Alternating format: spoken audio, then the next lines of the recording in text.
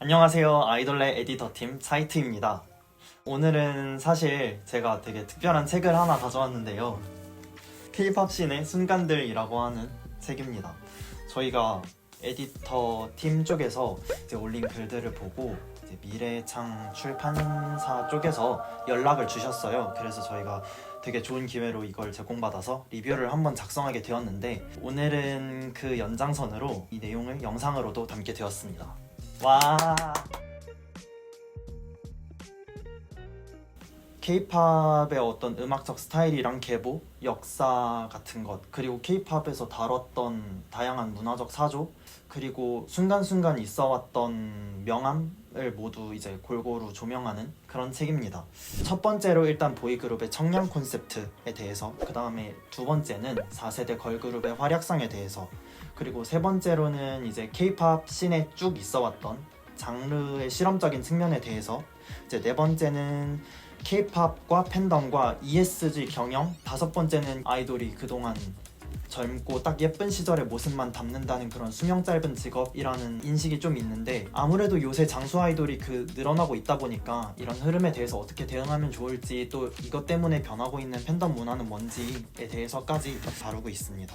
그다음에 여섯 번째는 뉴진스의 신드롬에 대해서, 뉴진스가 어떤 부분을 어떻게 혁신을 했고 이뤄냈는지, 그래서 한 챕터 하나가 진짜 통째로 뉴진스에 대해서 쭉 다루고 있습니다. 그 다음에 일곱 번째는 글로벌화되고 있는 K-팝, 그 다음에 여덟 번째는 이지 리스닝이 대두되는 지금 흐름 속에서 스트레이키즈랑 에이티즈를 중심으로 편안한 것들이 환영받고 있는 지금 강렬한 음악 스타일의 생존 방향 같은 걸 한번 짚어보는 흥미로운 챕터도 있습니다.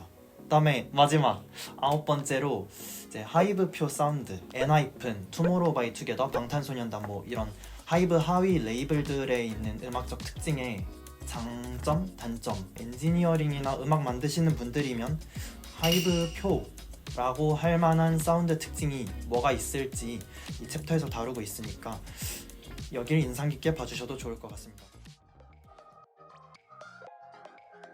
원래 이제 K-팝 장르적 특징이라고 하면 K-팝에서 쓰는 장르가 자주 쓰는 게 몇 개 있지만, 보통은 그걸 기반으로 조금 맥락 없이도 되게 다양한 장르를 일단 갖다가 붙이고 하는 게 그동안의 K-팝이었거든요. 저도 이 의견에 되게 동의를 했었는데, 최근에 K-팝이라고 한다면은 일단은 설명하기 복잡하고 힘들어지고 난해할 만큼 성공의 공식도 하나가 아니라고 이 책에선 얘기하고 있고, 최근에 K-팝의 특징이라고 하면 아무래도 이제 뭐 메타적이고 난해하고, 이걸 넘어서 순수 예술 계열의 뭔가, 굳이 뭐 장르 음악이 아니더라도 이런 거랑 K-팝이 한 번씩 만날 때에 어떤 생길 수 있는 단점들 같은 거를 풀어나가는 게 과제인 것 같아서 아마 그게 앞으로의 K-팝의 음악적 특징이 될 것 같습니다. 일단 이 책에서는 그렇게 소개하고 있어요.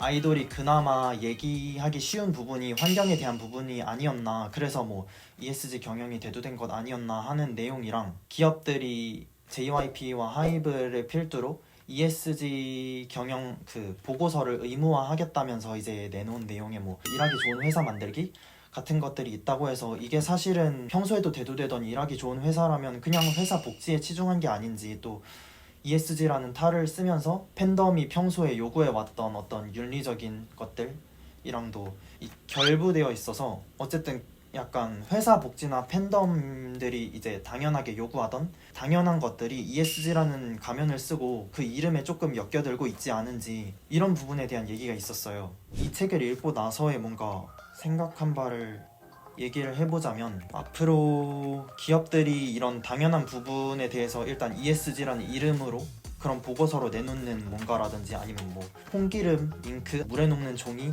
같은 그런 뭔가 당연하고 피상적인 것들에 치중하지 않았으면 좋겠다. 더불어서 이제 ESG 경영을 해야 되기 때문에 해야 되는 거라기보다는 돈벌이도 되는데 윤리적이기까지 하다를 포인트로 이제 기업들이 경영 전략을 짜고 밀어나가면은 어떤 모습이 펼쳐질까에 대해서 앞으로도 뭔가 주목해볼 필요가 있다고 생각을 해서요. 기업과 ESG 경영, 그리고 애초부터 그린이 되기가 사실 애매한 K-팝, 이 셋이 엮였을 때 엔터테인먼트 회사는 이제 경영적으로 어떻게 대처를 하고 있는지, 그 태도를 주목해 보는 부분이 문화적이고 사회적인 관계에 대해서 지금 제일 주목해야 될 이슈 같습니다.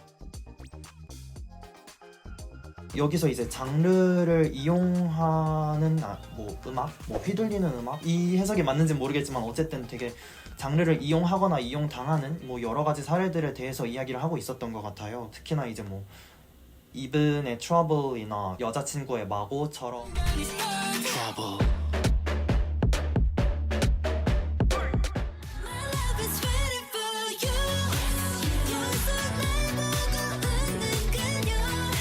어떤 노래를 만들고 여기에 어떤 미술 사조를 결합하겠다 했을 때 본인들이 투영하고 싶은, 만들고 싶은 이 스타일에 대한 사전 조사를 이제 많이 하고 붙여야 될 만한 이유가 있는 이미지들을 되게 적재적소에 갖다가 적절하게 잘 붙여넣는 작품들이 많이 나오고 있다, 뭐 이런 얘기가 있었어요. 아까 얘기한 그런 뭐 장르를 잘 이용하는 음악, 사실 그동안 이제 아무래도 이용을 당하는 측면이나 뭐 그런 게 많다고 생각했던 입장입니다. 그래서 사실 이게 되게 새로웠어요. 장르를 뭔가 자기 마음대로 점차 활용할 수 있는 자력이 생긴다는 게 되게 인상 깊었습니다.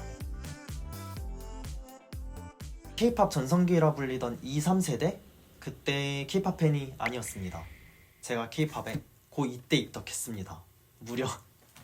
근데 그러고 나서 이제 고민을 좀 했어요. 좀 늦게 발견한 취미, 늦게 발견한 재능이었어서 여러모로 이제 같은 취미를 즐기는 사람 안에서도 공유한 역사가 없으니까 그만큼 저는 이제 겉돌고 그랬습니다. 그러다가 이제 여기 이거를 일로 삼았을 때 되게 재능이 있다는 부분을 도대체 어떻게 공부를 하면 내가 여기서 어떤 논리를 펼치면 이게 나한테 생산성이 있다는 게 증명되지? 이거를 사실 전 제일 궁금했거든요. 그래서 제가 아마 도서 리뷰에도 썼지만요, 늦덕이지만 되게 단기간에 뭔가 폭발적으로 공부를 해서 뭔가 지금은 이렇게 아이돌의 팀원분들이랑 같이 하고 있는 그런 위치거든요. 그래서 어쩌다 보니까 이 활동의 연장선으로 이제 제가 처음에 꿈을 가지면서 공부했던 미묘님의 글을 제가 역으로 받아보는 순간까지 왔는데, 뭔가 저 같은 그래서 아웃사이더, 겉도는 사람도 여기에 잘 스며들 수 있는 그런 길이 있다라고 얘기를 하고 싶었어요. 네, 여기까지 그 K-POP 씬의 순간들이라고 보이려나? 이게 홀로그램 표지거든요. 이렇게 되게 멋진 표지만큼 멋진 내용들도 한가득 들어있으니까요. 내가 이제 단순히 K-POP을 좋아하는 게 너무 헛헛하고 뭔가 약간 껍데기만 좋아하는 것 같은 일이 아닐지, 혹은 뭐 내가 좋아하는 분야에 이렇게 뭐 알맹이가 없을 것 같아서 걱정이 된다든지, K-POP 팬분들에게 K-POP을 어떻게 하면 조금 뭐 실용적으로, 생산적으로, 그리고 조금 더 나가면 무슨 뭐 학문적으로 어떻게 하면 접근을 할 수 있을지, 어떻게 접근하면 좋을지에 대한 인사이트도 같이 얻어가실 수 있는 책이 될 것 같아서요. 그런 K-POP을 공부로 접근하고 싶으신 팬덤, K-POP 팬덤 여러분에게 추천드립니다. 여기까지입니다. 영상 재밌게 보셨다면 구독, 좋아요, 알림 설정 눌러주세요.